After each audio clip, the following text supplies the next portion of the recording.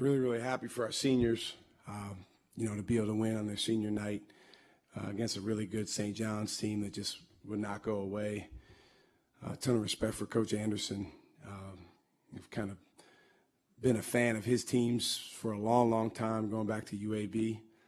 I love, the tenacity with which they play, and they got to be one of the best in the country at getting the ball out after made baskets and coming right back at you. That gave us some difficulty for sure, but our guys hung in there, continued to battle, never got down. I thought in our last game against DePaul, we got disconnected, and that never happened tonight, and that was huge. It's been an up and down couple of weeks for you guys. Just heading into the postseason, I know you're probably never satisfied, but how do you feel where the team is at right now? Well, you can only really go by where you are in the moment. I thought our guys really did a great job of playing in our circle and being in our circle all game long. And when we've played well, that's what we've done. When we've not played well, we've gotten away from that. We've gotten a little individualistic or absorbed in different thoughts, frustrations. We've learned a heck of a lot, over the last 30 games. Remember, this is a team that had, next to no experience together, coming into November 9th. So the good thing is we have a ton of experiences that we've had, over the last 4 months that these guys have in their pocket. And now, it's all about playing our best basketball and being really, really connected around one cause and one plan. Heading into the season, nobody quite knew what to make of this team with so many new pieces. When did you know that this was a team that had potential, that could finish in the upper half of the Big East and be an NCAA tournament team? Yeah, I'm never really good at that, Ben, to be honest. I always think the team could be pretty good.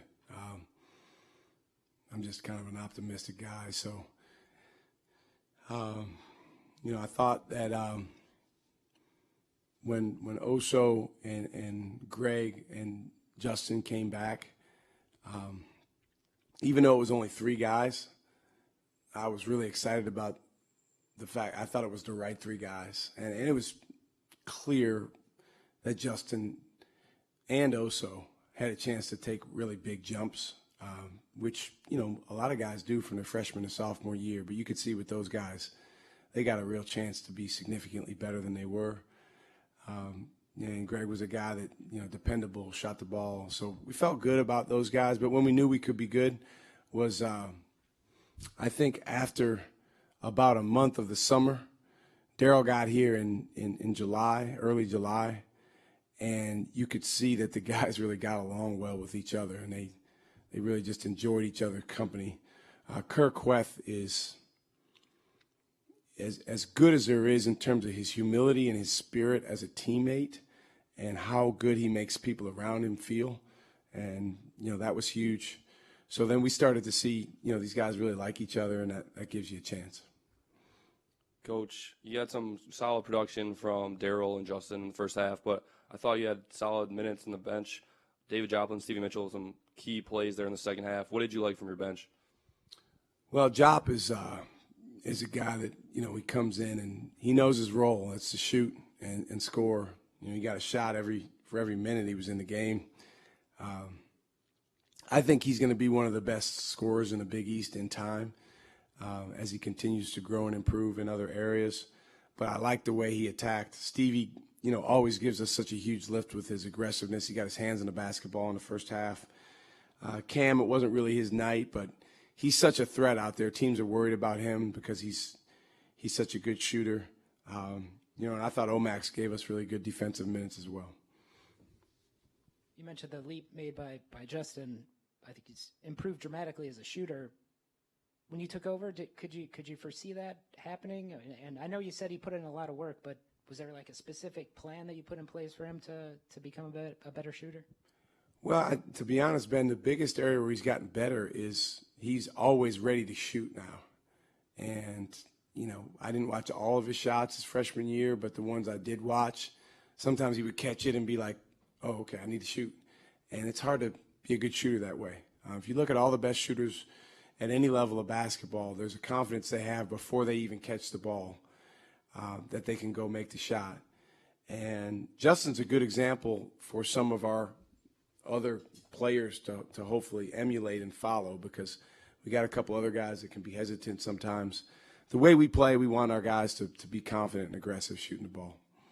Yeah, with Daryl, he's really good in the mid-range. Is he? I know you talk about those heat, what do you call them, like the heat maps, the shooting heat maps. Is his like dark red in the mid-range? It's good. He's a good mid-range shooter, and especially when he gets it going and he's kind of feeling the balance. You can see a big difference between the mid-range shots he takes when he's on balance and when he's kind of falling away or fading. But I thought early in the game he really set a tone for us getting in the paint. He's such a physical, strong guy that the more we can get him in the paint, the better. He was frustrated at the end because he had a couple turnovers, but he really set a tone for our team, and he just gives us a sturdiness that we would not have without him. Coach, your team will now take on Creighton for the third time. You had two very close matchups. What do you think your team needs to do to get over the hump the third time? Just be a few plays better. Both of those games, we certainly had our opportunities, and I thought Creighton, quite frankly, just, went and took those games down the stretch, both of them. So we've got to do a better job of, throughout the game, like I said, being a couple plays better. And then at the end of the game, if we have a lead late in the game, then, just going to taking the game. But we're excited about going to New York. It's my first time going to the Big East tournament. Most of our players, first time. And, when Seton Hall won today, that, basically the postseason started today because, we knew, hey, we got to go win this game if we want to buy and if we want to put ourselves in that, better position. And the guys did a great job grabbing hold of it.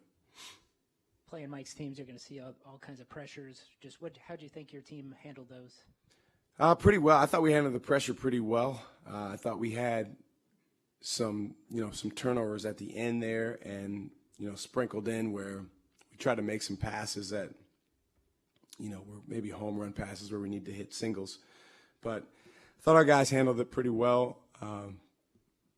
Posh Alexander is a very unique player.